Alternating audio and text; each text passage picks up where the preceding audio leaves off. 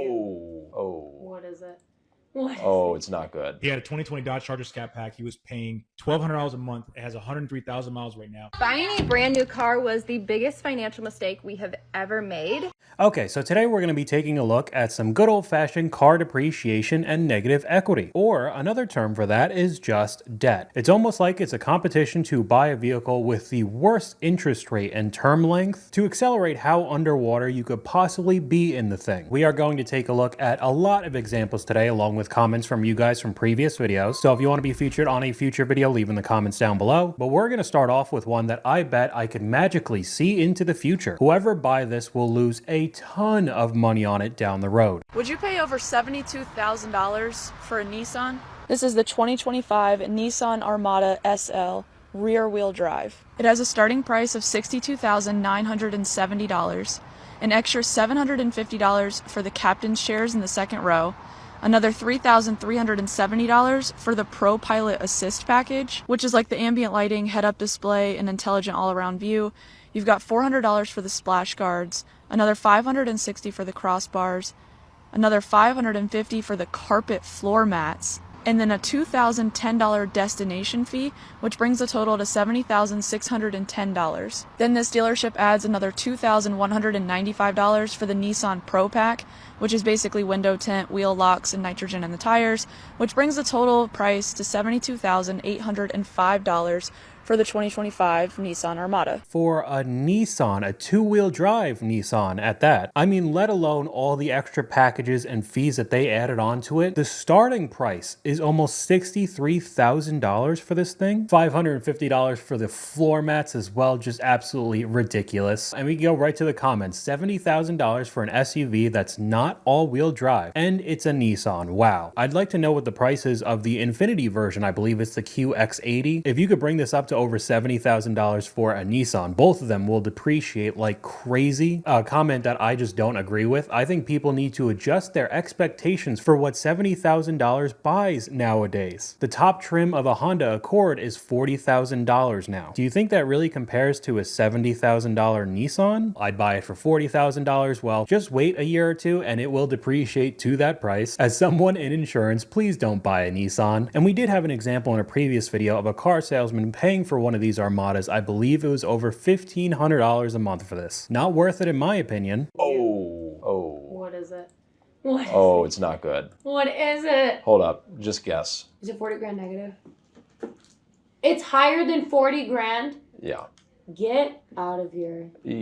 How? He put negative equity on this one too. He had to have, because the car MSRP was 113. Well, I'm sure he did. It's a 2023. Oh, man. God. Oh, some of these are brutal. This is annoying. Yeah, he's about 46 flipped.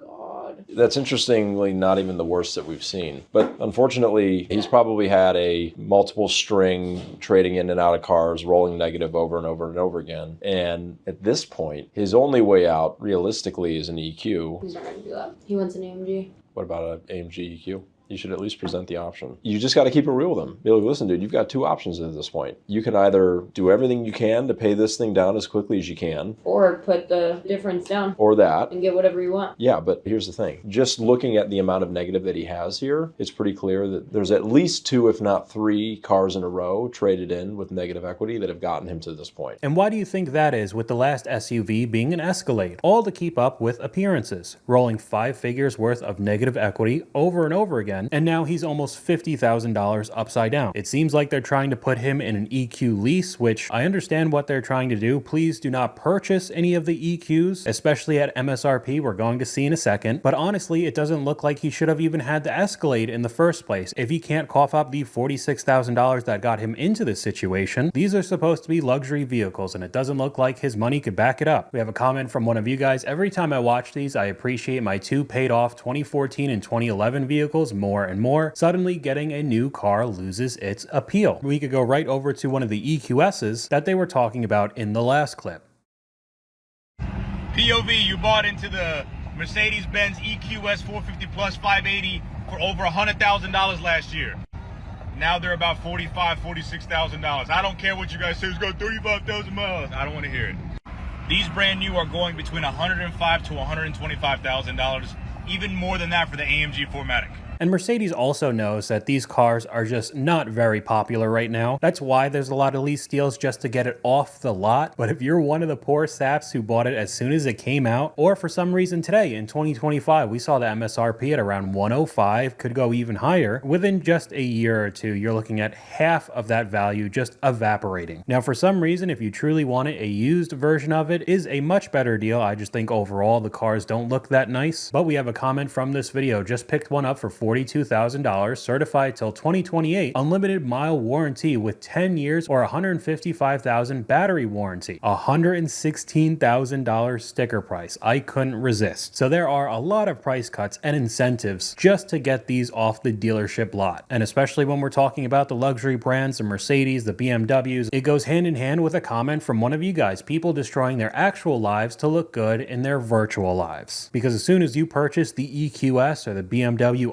iX, you know that people are posting it on Facebook and Instagram to show off to everybody else. I've even seen a crazy trend of TikToks like this. My check engine light came on, so I made the most logical decision. Just going and buying a brand new car. Another one, girl math is buying a $70,000 car because I didn't want to spend $1,200 for new tires and alignment. I'm pretty sure this is the new Ford Expedition, you know, the same as the Suburbans, the Tahoes, the Escalades, all of those almost school bus vehicles. I needed new tires, I just got a new car instead. Put this on his For You page, not mine. Girl math, I really love these videos because they make me feel sane with the decision I'm about to make in a month or two. I needed new tires and I got a new car. It's gonna be worth $45,000 next year, $25,000 a year after that if it's still running, especially if you're talking about modern cars. So you spend $1,200 a month on payments and insurance instead, probably a little bit more, I would say around $1,500. Girl math, I've done it to avoid an oil change.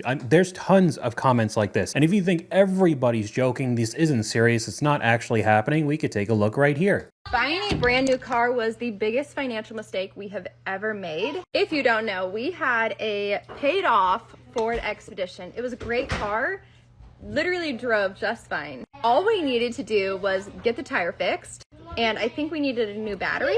Very easy, cheap, simple things to do. It wasn't older, it was a 2022. Fit all of our kids, great.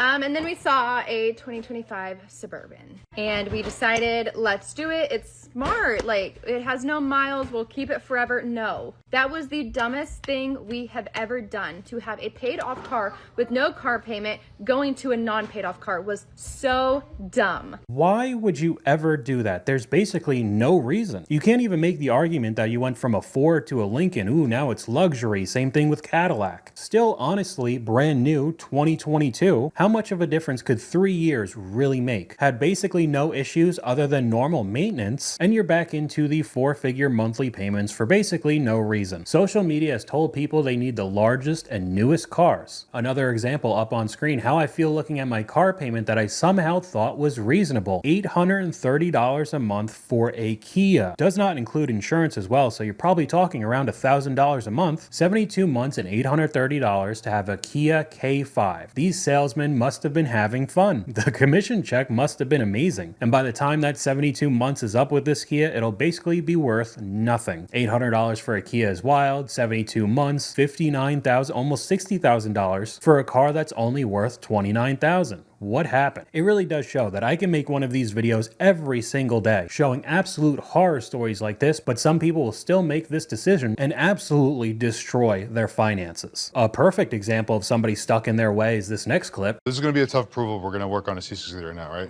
You owe 13 on the car? 14.8. 14.8. This car basically is worth $3,000 wholesale. Yeah, I know, I got screwed. You want a C63, right? Yes. I'm going to ask you a really outlandish question. If I gave you 14.8 in a brand new Mitsubishi, would you take it?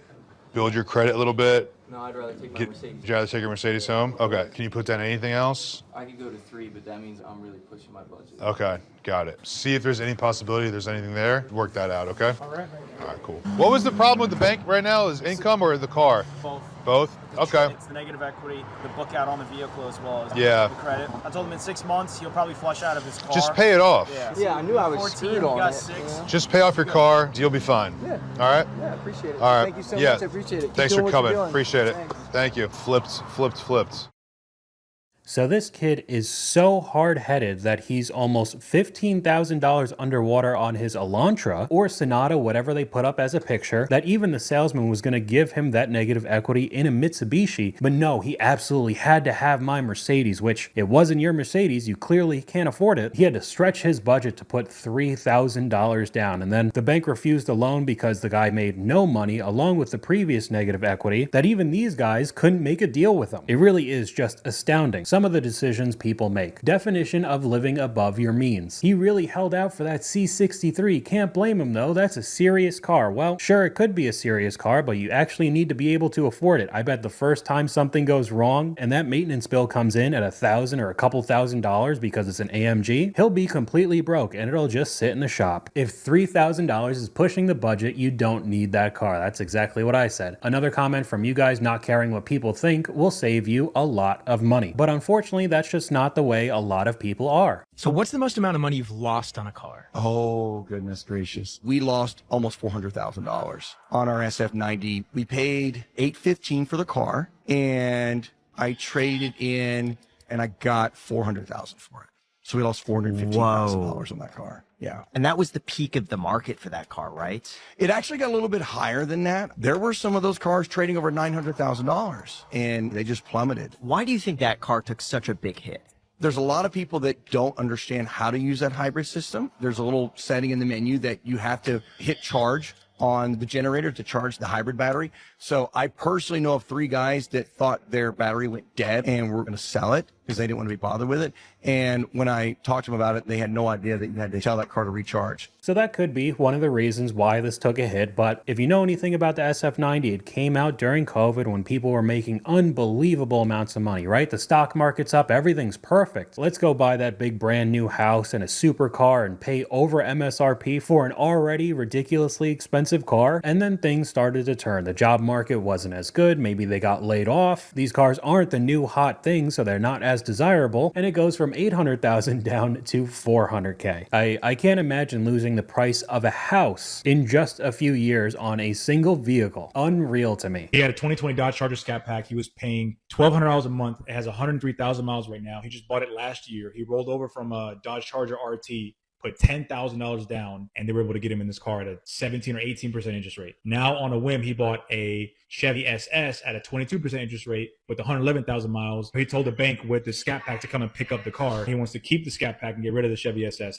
Still blown away, man, that you still just bought this 2 days ago. Yeah. Did they tell you what my payoff was? Amount right now is $24,897. That means you're going to take an $8,000 loss because you just bought this car on Tuesday. Well, $50,000 on that, and you have 103,000 miles. You bought it for 29 and it's worth 25. You only had $4,000 loss, even though you put $8,000 down. Whoever the salesmen are for the people in these clips must be having a field day. It was 18 and 22% interest rates, both on vehicles with over 100,000 miles. When I don't really have to say, clearly he didn't have the means to afford either one of them. Right away wanted one of them to get repoed so he didn't have to pay for it anymore. You really can't make this kind of stuff up anymore. The scenarios are actually crazier than anything that I could imagine and make up for a TikTok video. And no matter how many times they try to sugarcoat it with different wording, we have a comment from one of you guys: I have negative equity on my credit cards. Oh wait, that's just called debt. Oh, you're underwater, you're flipped, you have negative equity, all the same wording. Instead of just calling it what it is, you have debt. But people don't like to hear that, and that's how they get further and further into the hole. I had this girl hit me up from TikTok. She wants to sell us a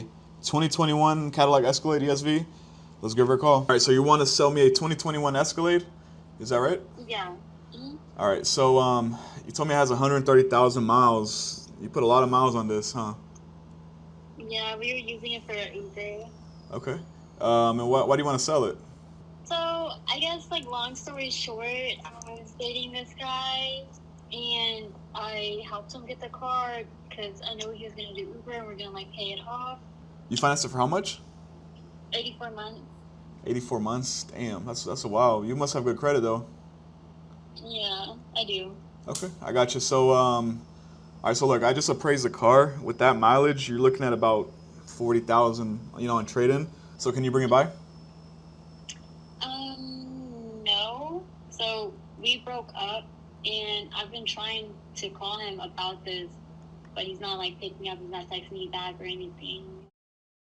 Okay, so there's a whole nother story with the boyfriend or ex-boyfriend that goes along with this, but 130,000 miles on an Escalade for Uber. Like, are you kidding me? We could go straight to the comments. 2021 Cadillac Escalade at $1,600 a month for 84 months is $134,400. Plus whatever she put down, now it's worth only 40 grand. She could have gotten a brand new Suburban for less than 75K and still qualified for Uber X, Uber Black, XL, and after the same amount of mileage, it'd probably be worth $35,000 to $25,000. You have $90,000 in depreciation versus $50,000. Was an additional $40,000 worth the flex? Well, for some people, at least while it's happening and you can drive around that Escalade, it is. Until it catches up to you, you break up with your boyfriend, or maybe the Uber thing isn't working out as well anymore, and you realize that you're just completely screwed now. But we'll go back to that 84-month term length. More car buyers are choosing 84-month or plus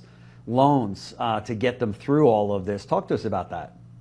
Yeah, so when you have super high prices and super high interest rates, let's say you last bought a car 7-8 years ago when interest rates were basically nothing, you're getting thousands of dollars off when you're just negotiating with the salesperson. Now you come into the dealership and they're like, sorry, maybe the best we can do is $500 off. That's the max incentive that we can allow. Even if you're a qualified buyer, you're getting close to 7%, maybe over 7% in interest rate. So you walk into the finance office with the number that you had in mind from 7-8 years ago, thinking, oh, maybe $500-600 a month. Yeah. And then they tell you, sorry, it's going to be $1,150 a month for the car that you need for your family right now, or the car that you need to get to work.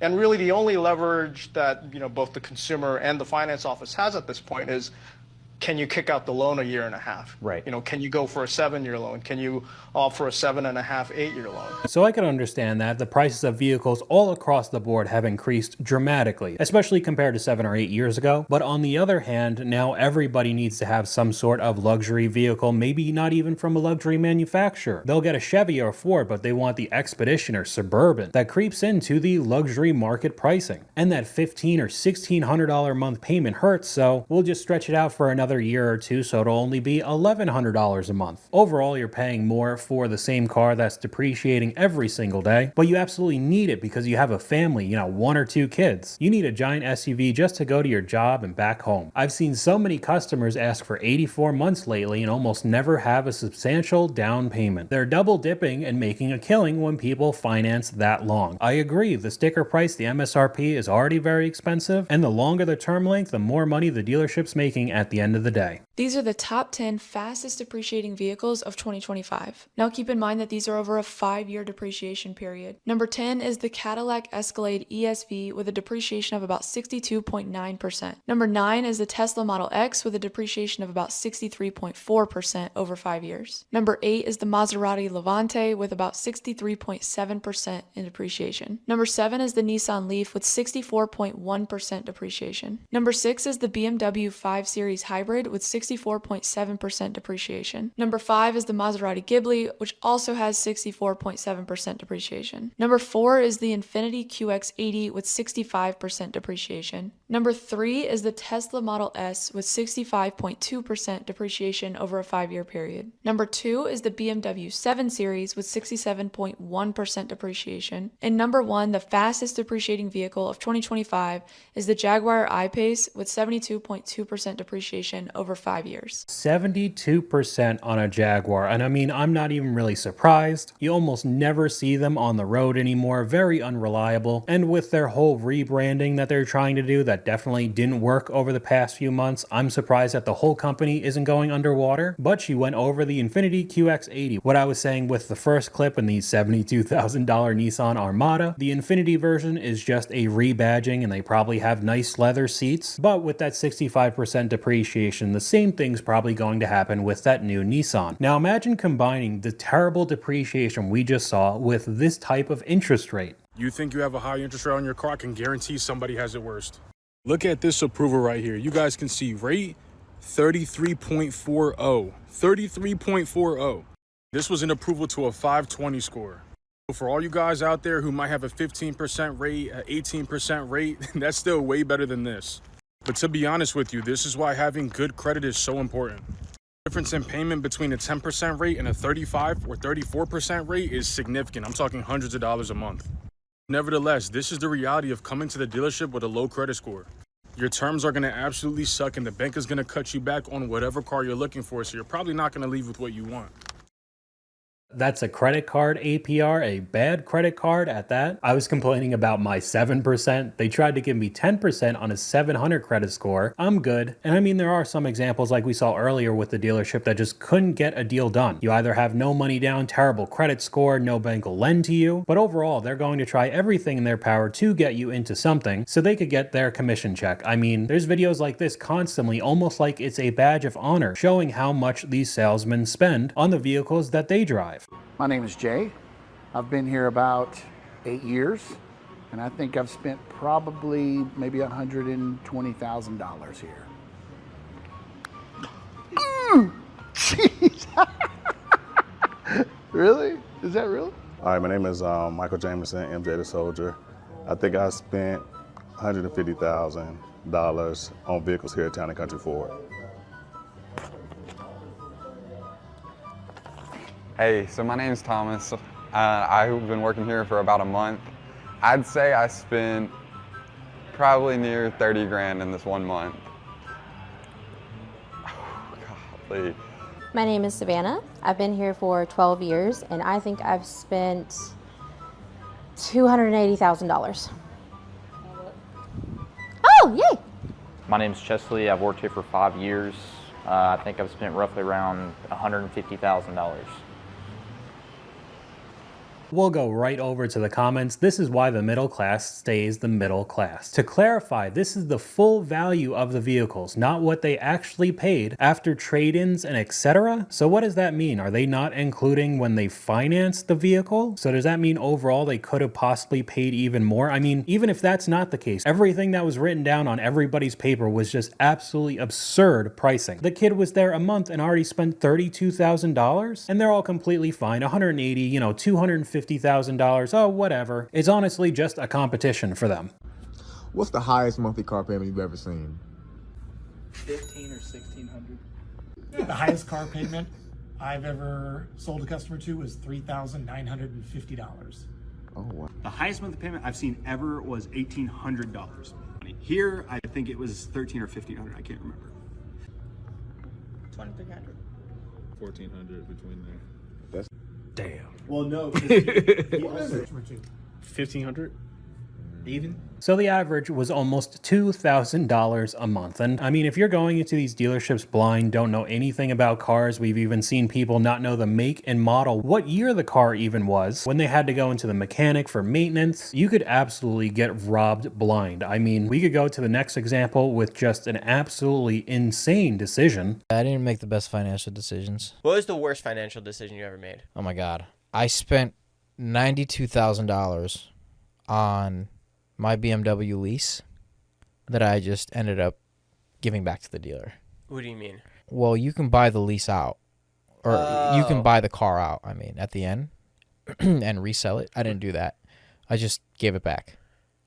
So I would have made money on the car. Like if I was like, okay, because there was like 48 grand left on the car.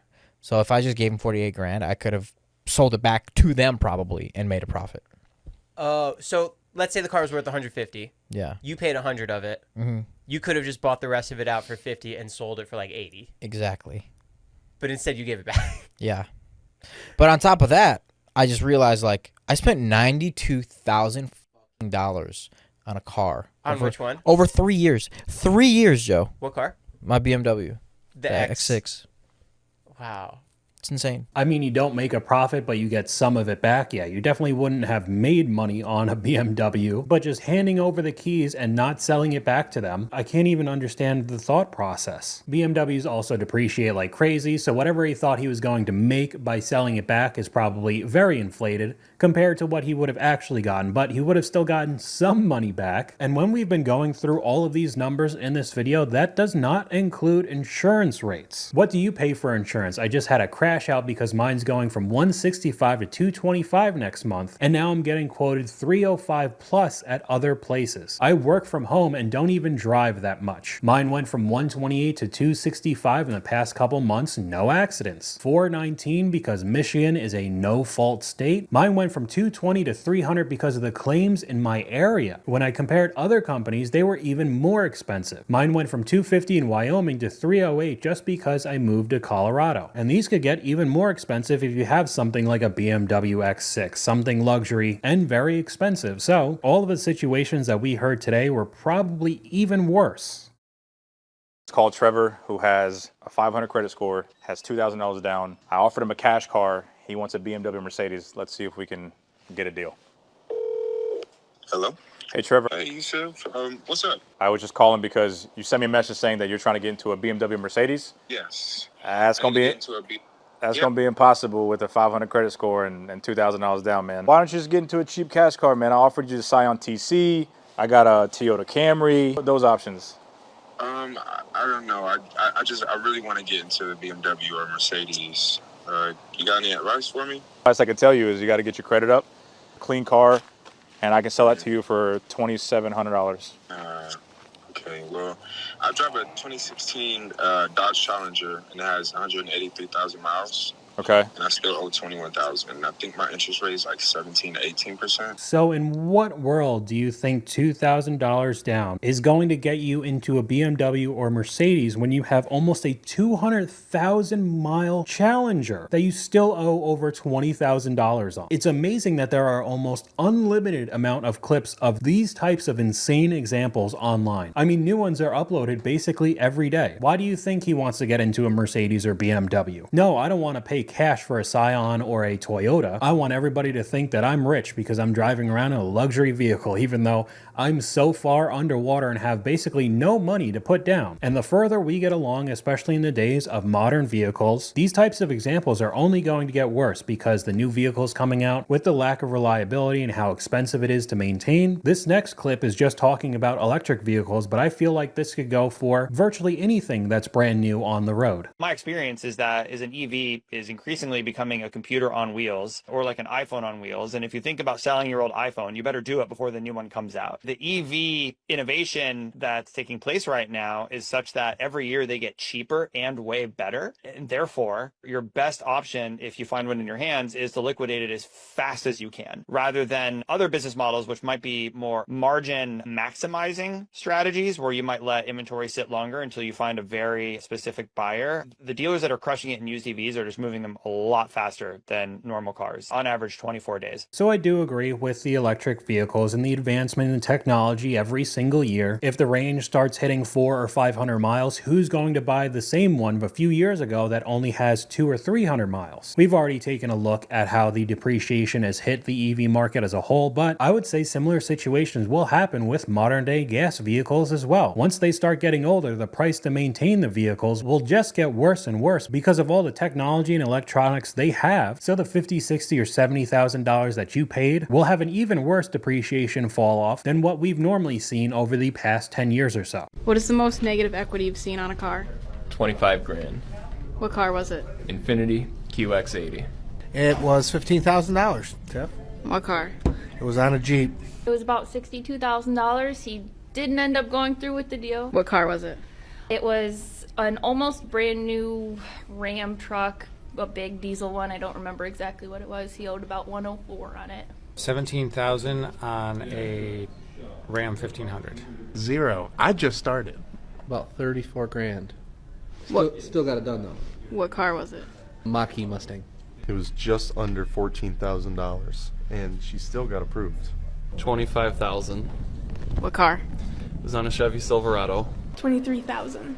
17,000. I think it was a Dodge Ram. 15 grand. It was a 2024 Nissan Pathfinder. So we basically have American cars and Nissan, which is also Infiniti. Something that I think is very telling about the market right now in the comment section, hearing how upside down people are on trucks is crazy. Those used to be great for holding value, just shows how ridiculous the pricing is on those things. Because I understand why people like pickup trucks. They are so big now that you can lug around your entire family while also pulling something and having more stuff in the truck bed. I mean, you can't really get more utilitarian than that, but when each one of these vehicles now are 70, 80, 100,000 plus, even on the used market, the prices are just way too high. Lesson here is to stop buying brand new cars, and a lot of other comments saying how ridiculous the pricing is. But one of the comments from you guys pretty cut and dry. There is no such thing as negative equity, it's actually debt. And that's 100% true. It's just another way to say it because it doesn't sound as harsh as just straight up debt. Negative equity, if you think of equity, maybe you think of housing. People making a ton of money when they sell their house, they have a lot of equity. Even with the word negative in front of it, I mean, it's the same way that politicians talk and tons of people in power. Probably one that you've heard of time and time again is the market is softening, which just means the market is getting worse, whatever they're talking about. But it's a nicer way to say you have negative equity, not just debt. You want to see a lot of negative equity, we could go into the next clip. Can somebody please explain this to me because I am at a loss for words. What I'm about to show you literally does not make sense. This is a 2024 Maserati Gran Turismo Modena. It only has 7,200 miles. It's going for $96,000. As you can see, CarGurus is saying that's a great deal. If you look over here, you'll see that the dealer initially had this car listed for $105,000 and they lowered it $9,000 to $96,000. This car sold brand new just 1 year ago for $205,000 MSRP. As you can see, it has a 5 out of 5 condition report score. Never a scratch, fully serviced, and was always garaged. Every option imaginable with front PPF and ceramic window tint. I mean, this car right here is fully loaded. And it has appreciated over 50% in value in literally 1 year's time. I have never seen depreciation worse than this car right here. $100,000 gone when you barely used it. It was garaged and only driven 7,000 miles, but that's basically what you're gonna get if you buy a Maserati now. But we have another comment from one of you guys. So funny, all of this advice, which is spot on, was told to me over and over again in 1987. Nothing has changed except the monthly payments, which are eye-popping. All the cars are overpriced, so you can't really outrun it unless you buy a disposable one like a Corolla, compact sedan, Civics like that, where then it doesn't really matter as much. So I know me making these videos won't just instantly stop everybody from doing the same thing and losing so much money on all of these vehicles, but hopefully it would persuade some people from not taking this absolute bath just because a majority of the time they want a brand new vehicle. They're bored of their old one or they just paid it off, so let's just get right back into another car payment. And if you do buy a new vehicle, most likely you'd be underwater in it immediately. Some brands more than others, but overall it's just not a good deal at all. So I got the car when I got out of high school. You know, I wasn't really too smart about the car finances and stuff like that. So I just seen the car. I could, you know, just pretty much blindly sign. But yeah, it was a 26% interest rate and I got it from CarMax. Originally, the note was like 500 something plus the CarMax gear stuff like that. So it went up to 600. And after tax is 628 or 668. Credit score 580, and then right now, as of now, I don't have anything really down. There's a dealership that I'm working with that they're trying to do a short sale where I can just go ahead and get it settled through.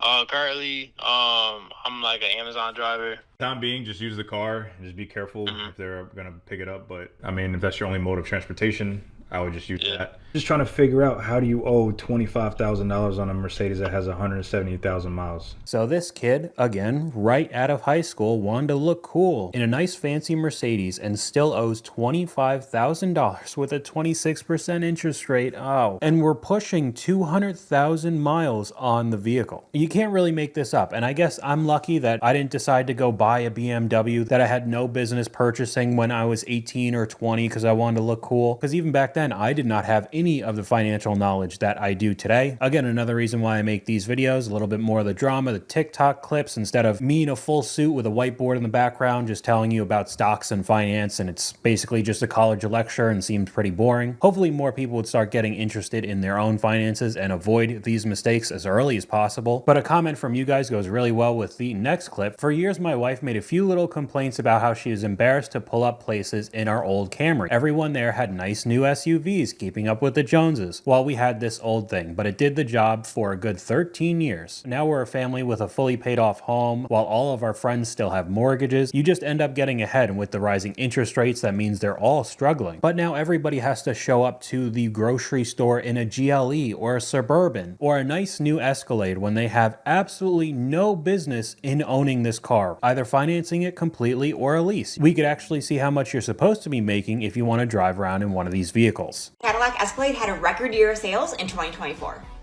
Take a look for yourself. Most people lease these, and the average lease payment is about $1,700. So how much do you make before buying one? If we assume that your total car cost should only make up 10% of your monthly income, we'll add $600 total for gas and insurance, and that means you should be making $276,000 a year before leasing one of these. I would venture to guess both gas and insurance is way more than $600, but we'll just let that go, because you really think every Escalade you see on the road somebody's making over $250,000 a year? Highly doubt it, especially with the new popular one, the Escalade V, that has an MSRP of like $160,000. Not only is it ridiculously expensive, if you just look at the previous year, 2024, it's another $50,000-$60,000+ worth of depreciation on top of the crazy car payments, all to just keep up with the Joneses. We can look at some of the comments. It's crazy that most likely 75% of the people leasing them actually shouldn't. I would probably guess even more than that, given their financial situation. You should also be talking about the engines on the 2023. Newer models are going out, and the wait for a new engine right now is 2 to 5 months. Likely a production assembly issue. Didn't even know that was a problem. So you might have some engine issues while you're paying almost $2,000 a month to rent it. You give it back, or if you want to own it outright eventually, you're just gonna lose so much money. Another comment from you guys: spending money you don't have to buy things you don't need in order to impress people you don't like. These people will never learn. It's definitely the unfortunate truth when you start looking at the Jeep Grand Wagoneers and Wagoneers that has become the new popular full-size SUV for the soccer moms now. It's supposed to be luxury, even though it's still a Jeep, and people are upside down a ton of money in them now. It's worth maybe 45. Is it really? Oh my God. Is that even possible? 24 Wagoneer. Wow, these have tanked. They just die. Did he roll a bunch of negative into it? He said, here's the goal: trying to get out of the negative equity wheel of death in some type of high mileage option lease. And he's telling us he's a high mile driver. His only option is an EQ, and that probably isn't going to work for him. Well, he picked the car. He sent me in. It's an EQ 450. He said that would be the car. I had one at $68,000 upside down. So $68,000 upside down, and this one's what? This is about 55, 56? It sucks, it really does. And there's more to come. Yeah. This is the tip of the iceberg. This is what's happened after. The market was so elevated.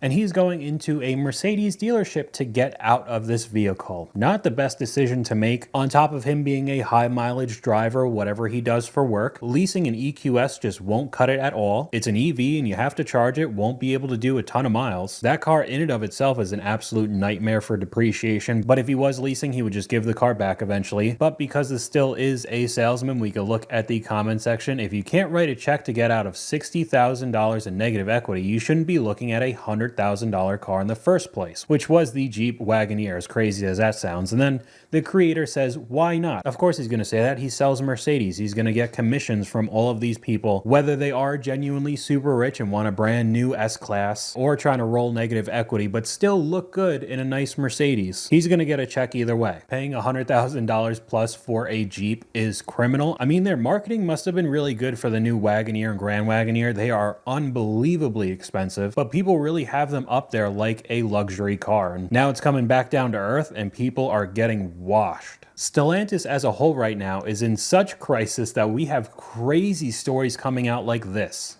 Y'all, the car market is officially out of control. We have a Chrysler, Dodge, Jeep, and Ram dealership offering a buy one, get one free when you purchase a brand new 2023 Jeep Grand Wagoneer at MSRP. They will give you for free a new 2025 Jeep Compass Sport. Here's the catch. The 2023 Grand Wagoneer has an MSRP of $115,000, and then the Jeep Compass is a new 2025, so 2 model years ahead of the new 2023 Grand Wagoneer. That Jeep Compass is probably worth like 35 grand. That Grand Wagoneer deserves a discount of at least $35,000 if you were going to purchase it.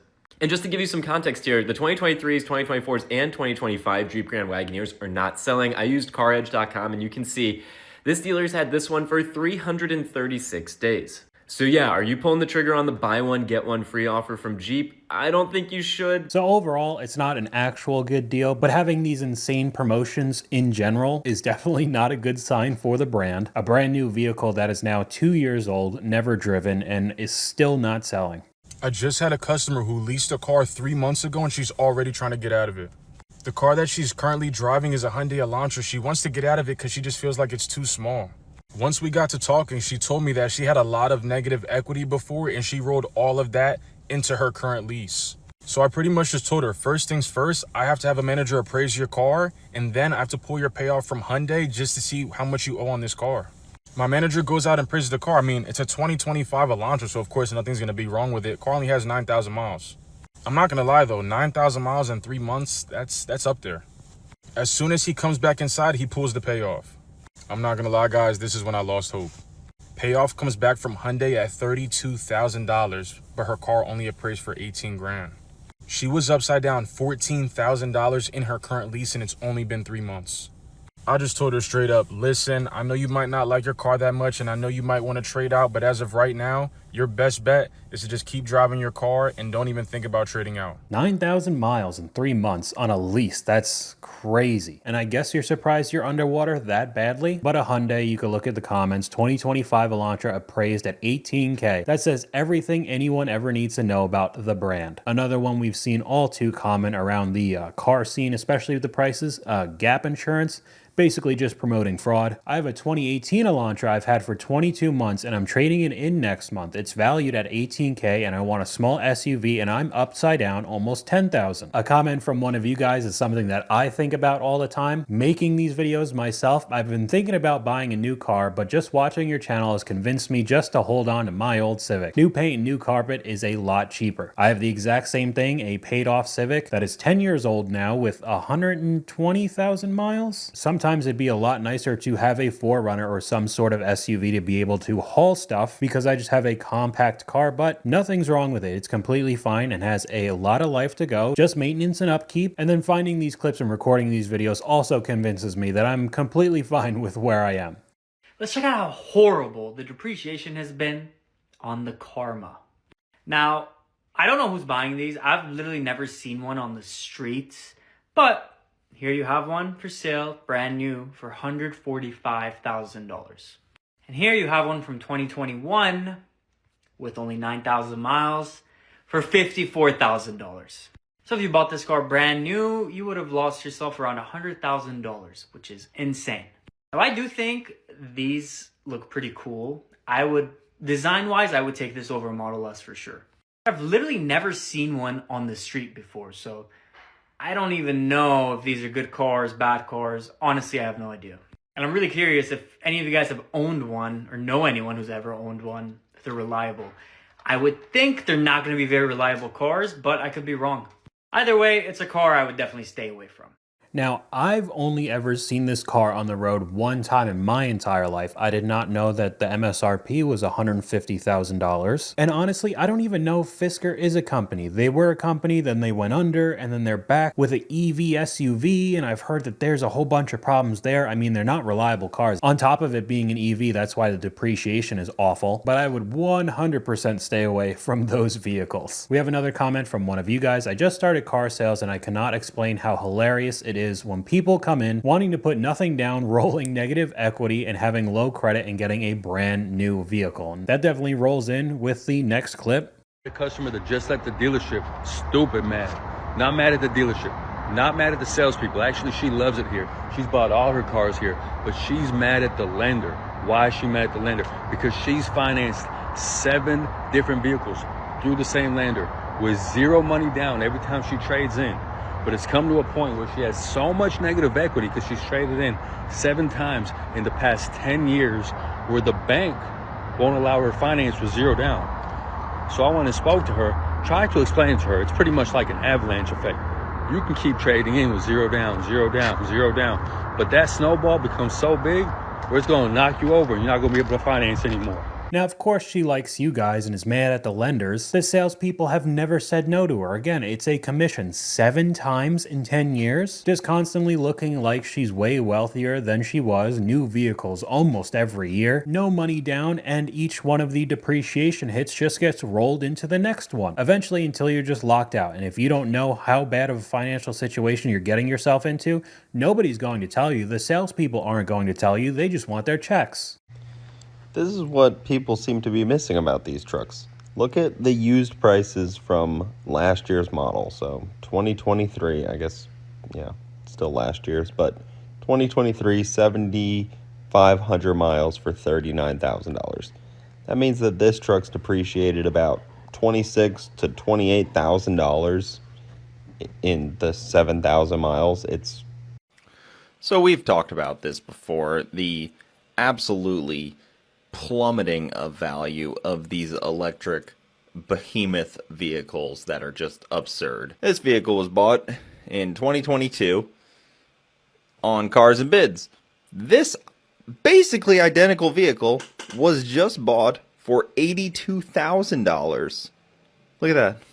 From $260,000 in 2022 to $82,000 in 2024.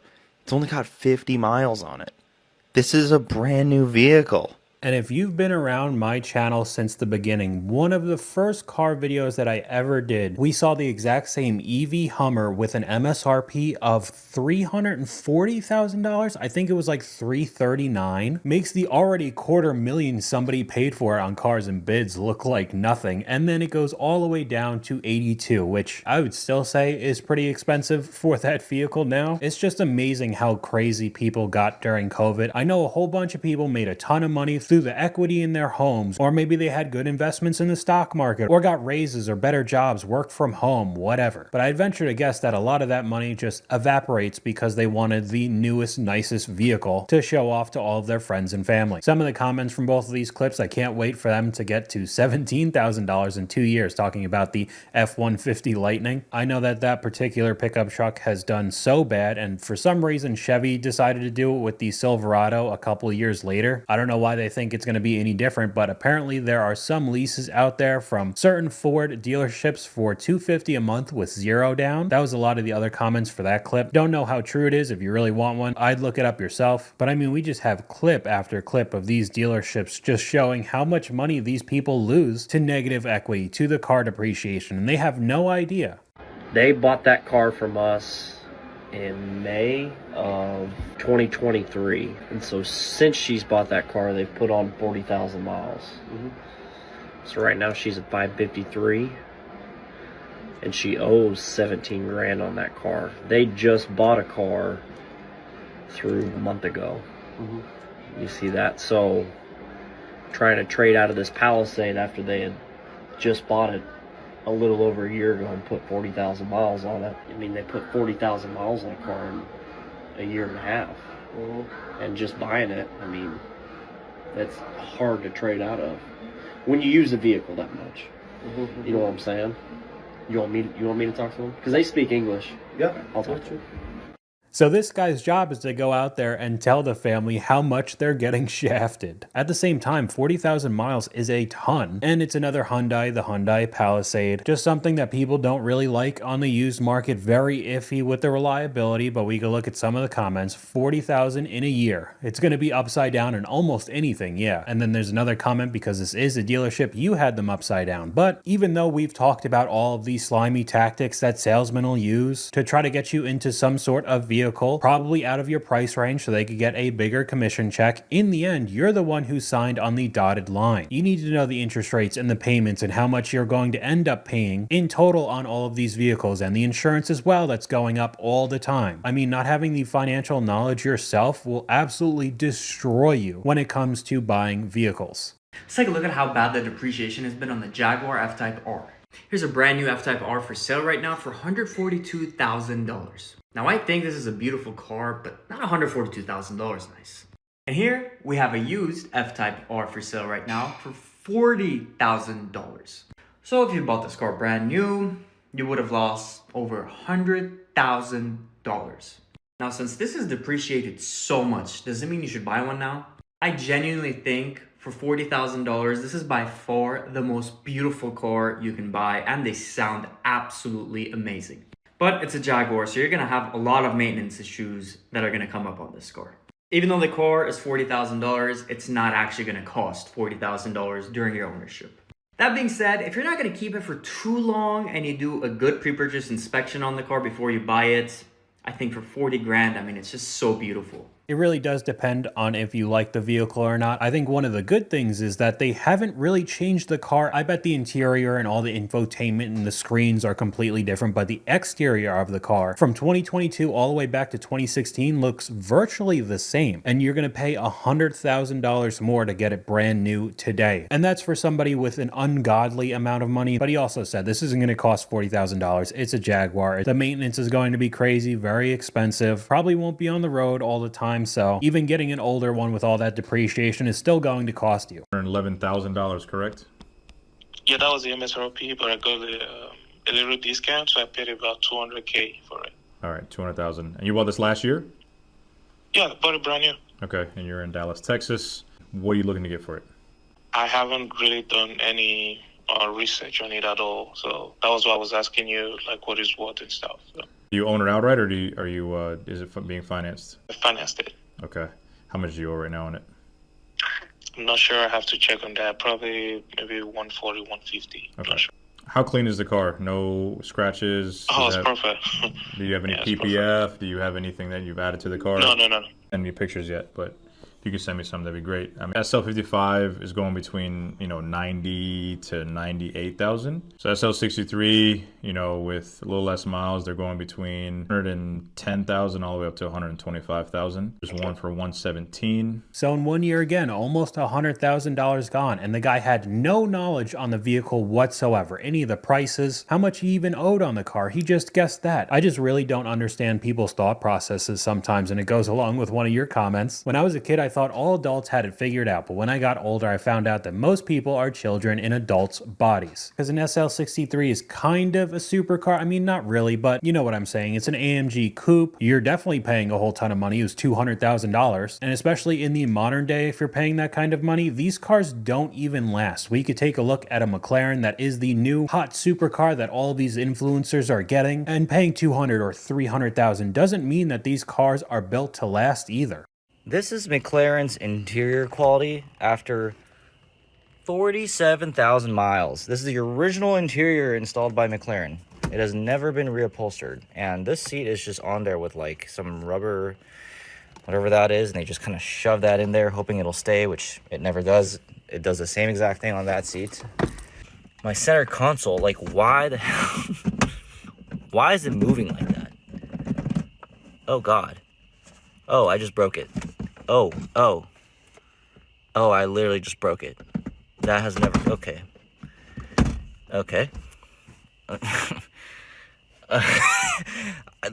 What in the world? Okay, that just happened.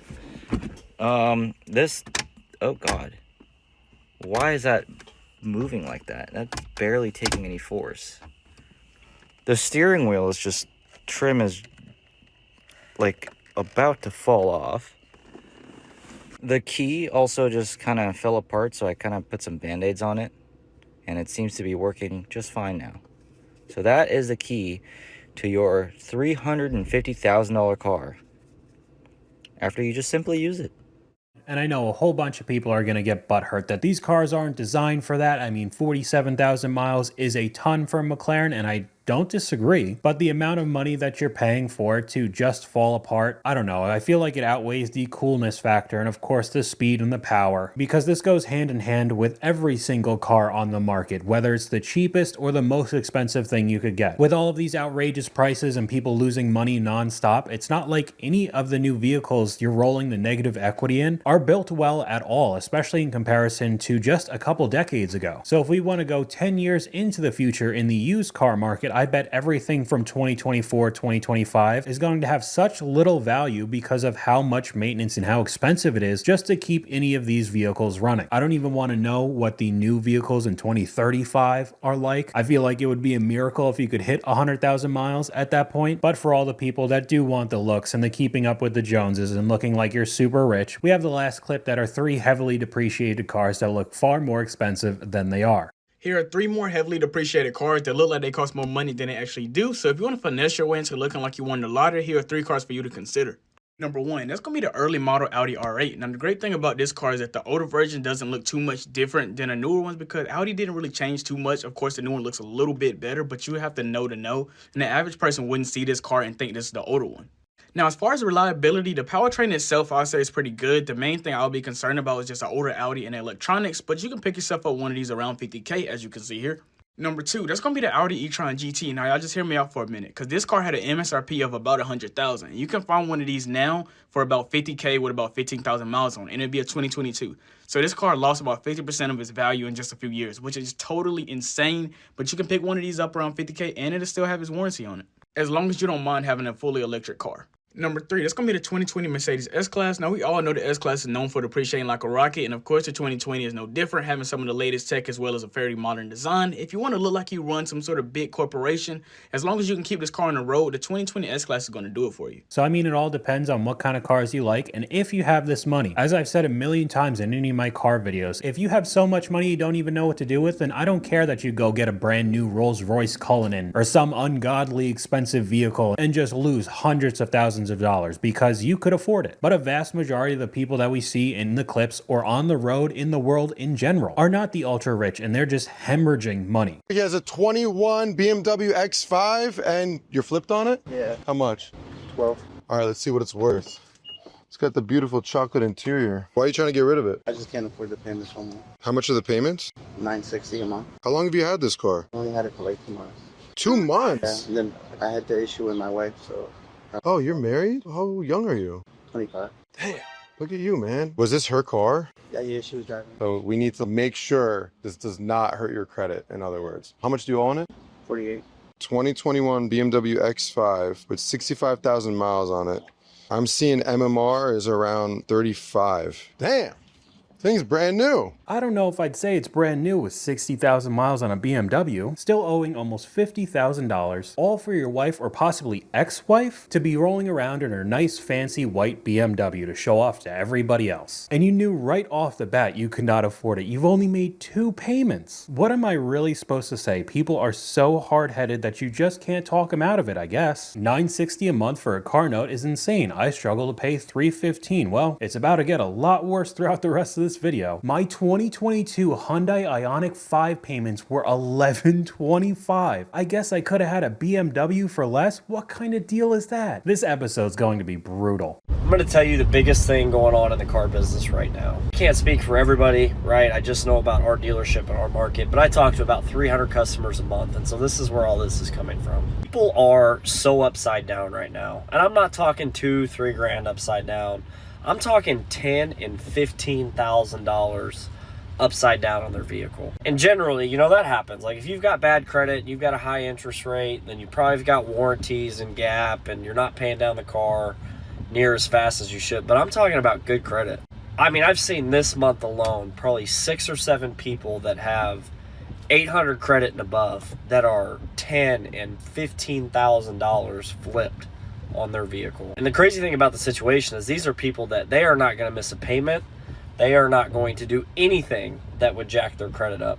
But they're in a spot right now like they have to keep the vehicle they have. And if you're in this business, you'll see this every month. But this month particularly, I feel like I have seen more than I've ever seen with people that are just buried in their car that they're driving. And that clip goes extremely well with a comment from one of you guys. This was me a couple of years ago. I had an 815 credit score and a used car dealership initially offered me about 12% for 6 years when I brought up financing. They acted surprised when I wasn't interested. I guess that's not the majority of people's sentiment though. Even with good credit, you're still getting a bad deal. And if you bought during COVID with all of those markups, you're in an even worse situation. We could take a look at some of the comments from this clip. Had a customer trading in a 2024 Ineos Grenadier. Called around and it's worth $65,000 when he owes $91,000 and he had great credit. I do think they look cool. It's similar to a Defender. It's not $91,000 owed cool. Been wondering how people could afford these $80,000 vehicles. Most can't, but so many don't realize that until it's too late.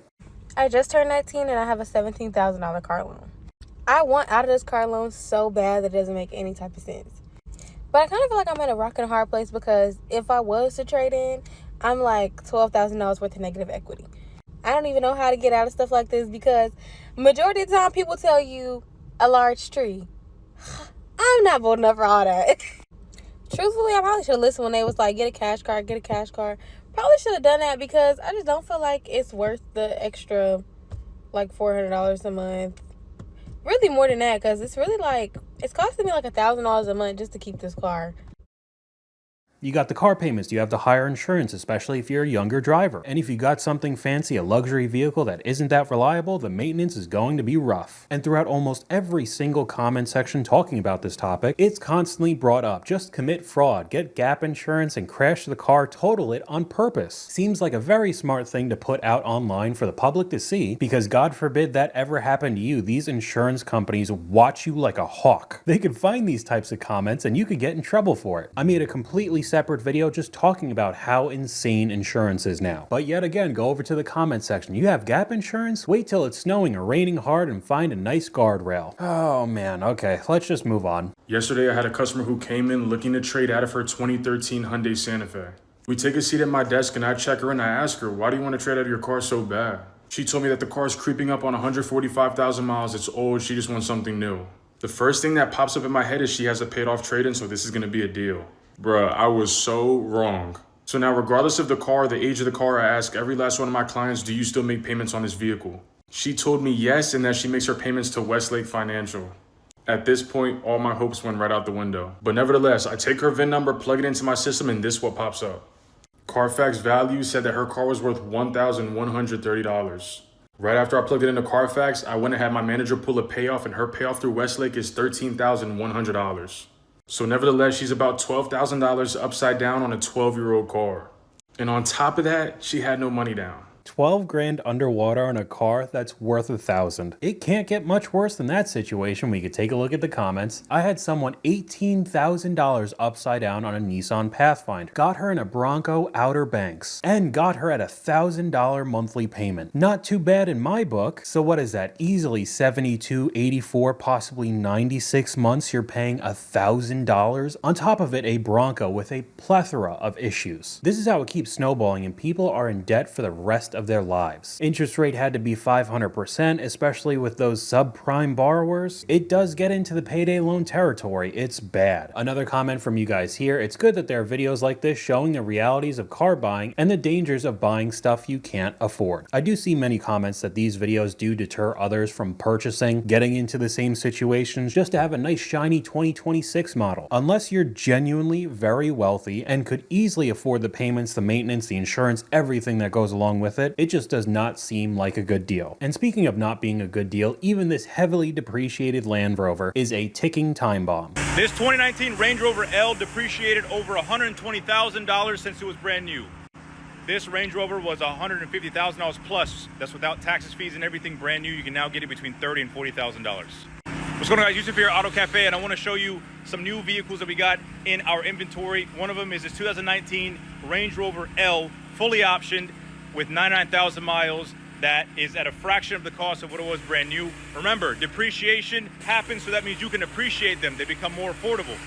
Here it is, 2019 Range Rover L. Okay, so he just starts doing a tour of the car, but first off, somebody bought that brand new and took a $120,000+ depreciation hit. That is unreal to me. The other thing is there are people lined up to purchase this because, oh, you're in a Range Rover now. It looks super expensive and fancy. You must be wealthy. And they got it for a steal of a deal, only 30 grand. However, the entire brand is notoriously unreliable. The amount of money you're going to have to pay for maintenance and repairs constantly is just not worth it. This is one of the the few brands that I understand people leasing. Even though at the end of the day you're only renting a car, dealing with high mileage Land Rovers are awful. We could take a look at the comments. 99,000 miles in a Range Rover is equivalent to 999,000 miles in a Honda. So this thing was pushing 6 figures. You would just have to do repair after repair. It would barely be on the road. You'll pay double the price for maintenance. I like how you brushed over the 5.0 engine issues. Of course, he's trying to sell this car, so he's not going to tell you that this thing is awful. $30,000 value going to drop to 15 once it leaves the lot. But speaking of dealerships, we have a comment from one of you guys. You definitely need to make a video about those fake fees that most dealerships use on their contracts, just ripping people off. The main problem here is that customers are ignorant to the point that dealerships are able to make these illegal fees on 99% of their contracts. Those absolutely bogus markups, or putting nitrogen in the tires, floor mats that are $1,000 or $2,000. And they have many more ways to just bleed even more money out of you. But some people are still willing to pay just for the vanity and having something new. And then they wonder why they get absolutely rinsed when they try to trade it in or sell it. Car is worth like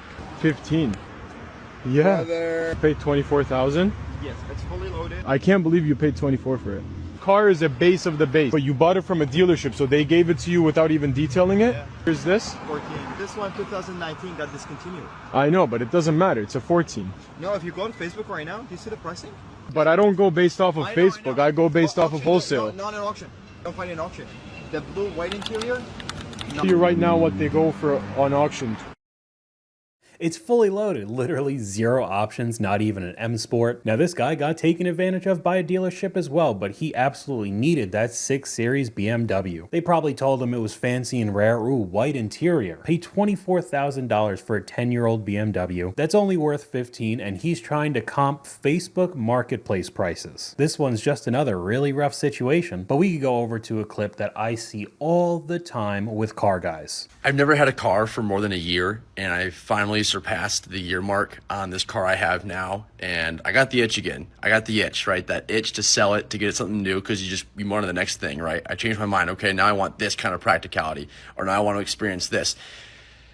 Deep breath. Okay, I've had it for a year and a half now, right? A little less than a year and a half, and I'm not selling it.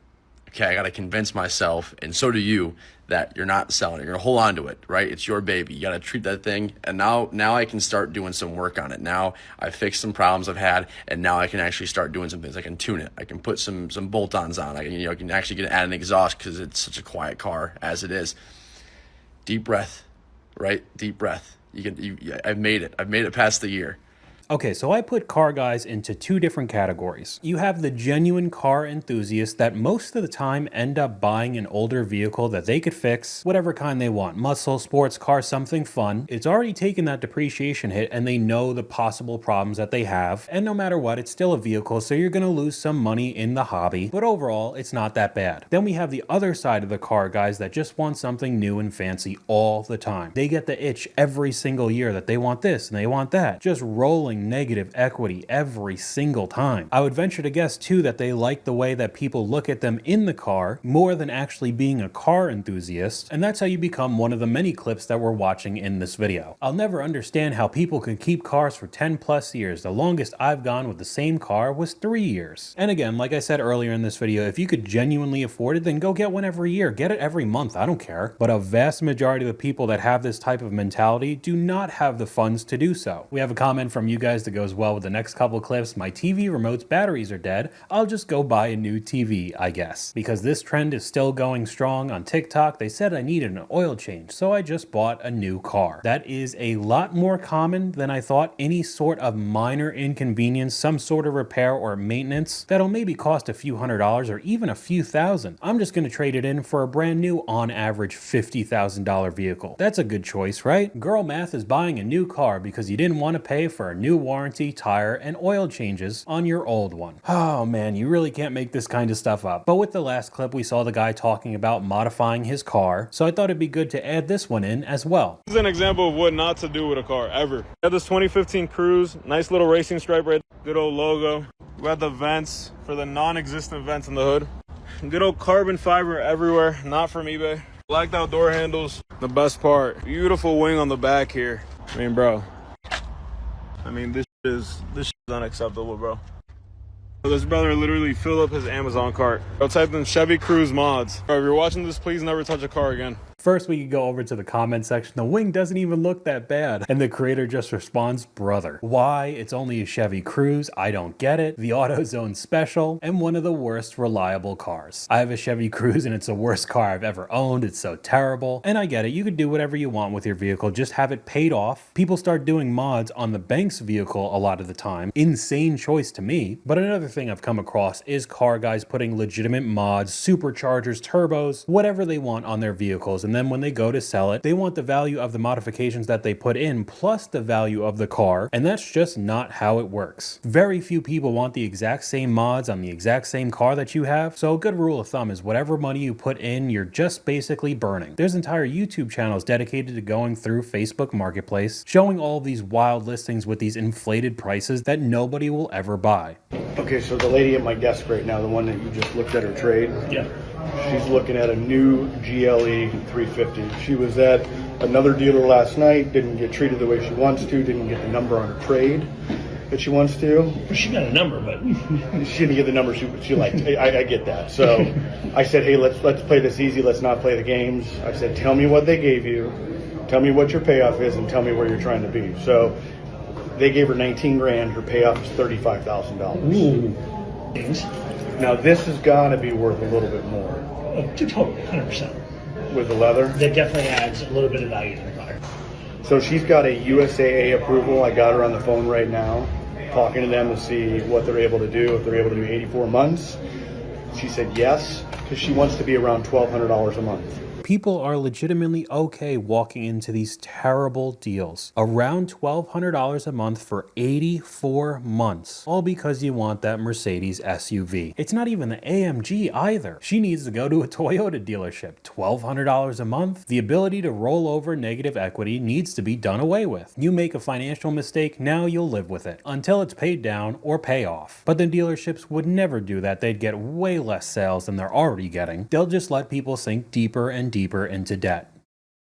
These are the 10 highest depreciating vehicles based on their average 5-year depreciation rate. Starting at number 10, we have the Cadillac Escalade ESV with an average 5-year depreciation of 62.9%, so that's off of MSRP. Number 9 is the Tesla Model X at 63.4%, and right behind it at number 8 is the Maserati Levante at 63.7%. The Nissan Leaf comes in at number 7 with an average 5-year depreciation of 64.1%. Number 6 is the BMW 5 Series, 64.7%, and in 5th place is another Maserati. This time it's the Ghibli with a 64.7% depreciation rate. Number 4, we've got the Infiniti QX80 with an average 5-year depreciation of 65%, and now we get into our top 3, starting with the Tesla Model S at 65.2%. In second, the BMW 7 Series is at 67.1%, and finally, the vehicle in first place with the highest average 5-year depreciation at 72.2%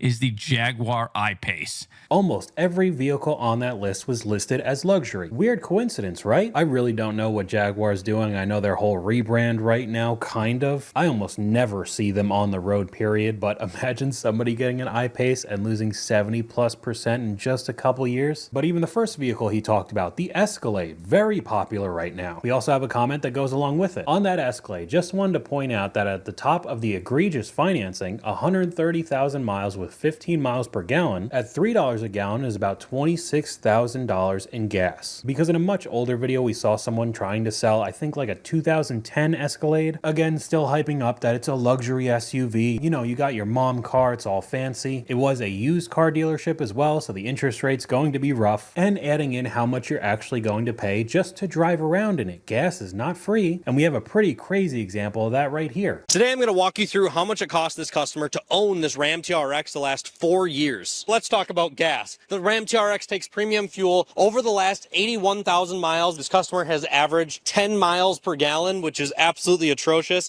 That is $7,000 a year in fuel. Over the 4 years this customer has owned this TRX, he has spent $27,705 filling up at the pump. The window sticker on this Ram TRX is $88,000. He traded it into us for just over $60,000. Over the course of 4 years, it costed him $27,605 in depreciation. And over the last 4 years, he has averaged paying $1,600 a year in car insurance. In total, the last 4 years, between depreciation, fuel, and insurance, zero maintenance costs, it cost this customer $61,710 to just drive this TRX on a day-to-day basis. I would like to add a few things. I feel like his insurance was pretty low compared to most people, so it'd probably be even more expensive, along with it being a Stellantis vehicle. He didn't talk about any of the maintenance, the inevitable repairs that would come up. I bet that cost a pretty penny as well. These are just all the extra costs that people don't realize. They just see the monthly payment and look, I get to have a Mercedes or BMW, an Audi, or a 700 horsepower pickup truck, and then they get absolutely destroyed by everything else. A 2024 GMC Sierra. He wanted the truck for a bunch of their business stuff,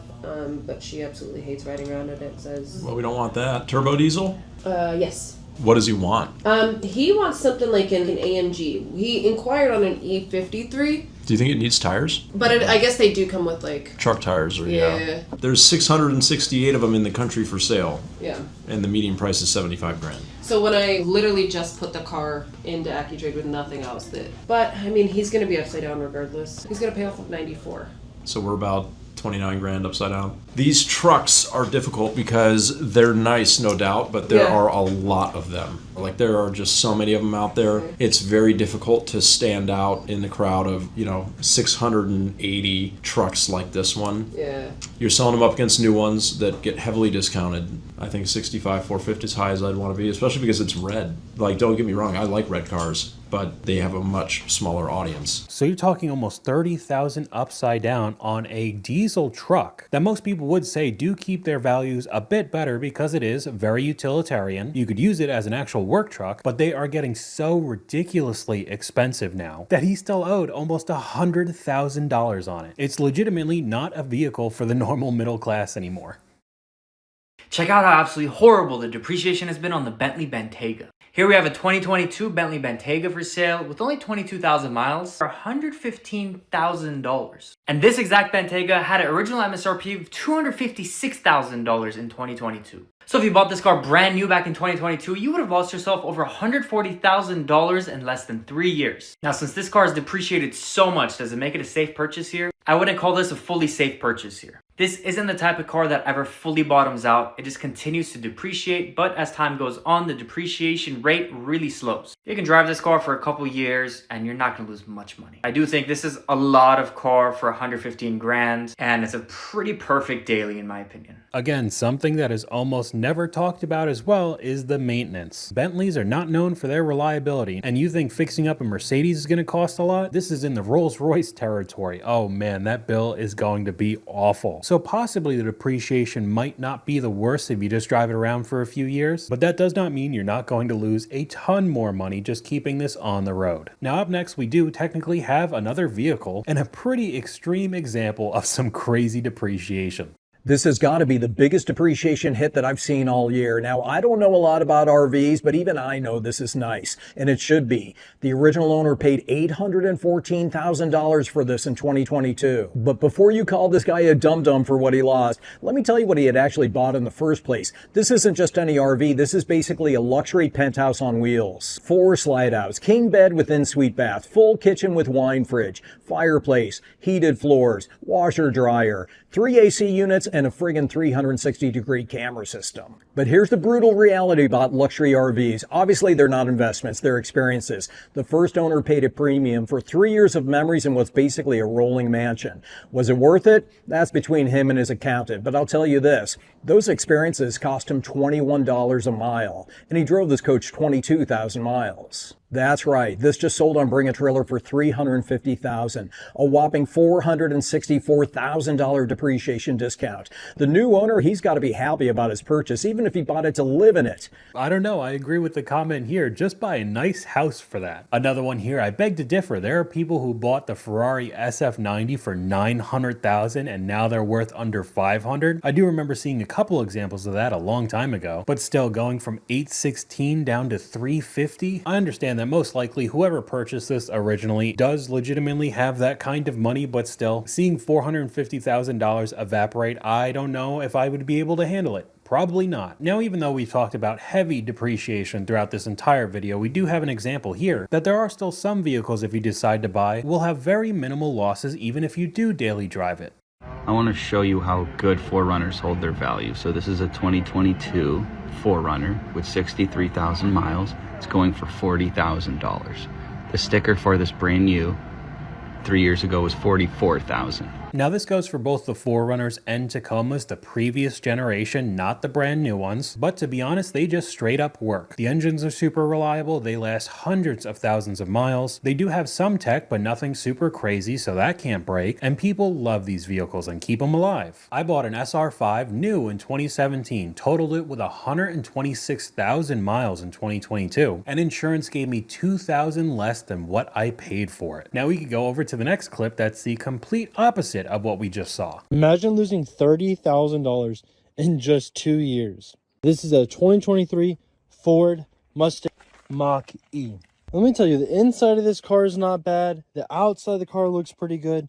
But when you buy one of these, you can lose so much money. Like I said, this one has lost over $30,000 in value in 2 years. The MSRP on this back in 2023 was $50,000, almost $51,000. Today, currently, this thing is worth $21,000. And then they got to reinvent stuff like the door handle.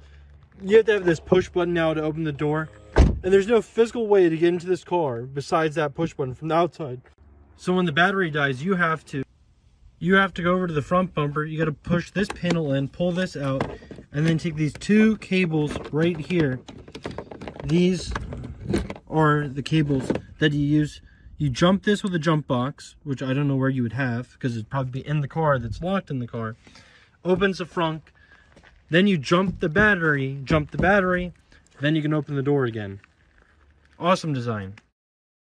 Lease. Always lease an EV or buy one after the first owner took the depreciation hit. I agree with that as well. We recently went over people regretting buying EVs, and to be honest, looking at the used market, if you have a home charger, the deals aren't that bad if you want an electric vehicle. I still would not purchase something like the Mustang Mach-E. I don't like the way it looks. Coming from a manufacturer who doesn't make EVs normally as well, and then to add on top of it the ridiculous design. You couldn't have a door handle. It has to be some sort of odd button on the window, just making modern car design worse and worse. I have a 24 Dodge Hornet RT with the all-wheel drive. There's just a ton of negative equity. So I don't know if I'm in a position to lease to get rid of that negative equity or take rebates or whatever is out there. Did you lease it or did you buy it? I bought it. Leasing would have been the best way to go for those cars. When you buy it, you just encounter so much negative equity. Do you know what your current payoff is? 42 grand. The problem with these cars is that the leases on them were like dirt cheap. They're like $300 a month. So the values on them have tanked. So at the present moment, this car is probably worth like 20 grand. And how much are you paying per month? $895. And I'm assuming you have what, 5 years left? Yeah. Your negative equity alone is already broaching your monthly payment. Unless there was a need that's just so urgent outside of any financial situation, it wouldn't make sense for you to do so because you'll be driving, in my opinion, a lesser vehicle. For example, if I leased you a Nissan Sentra with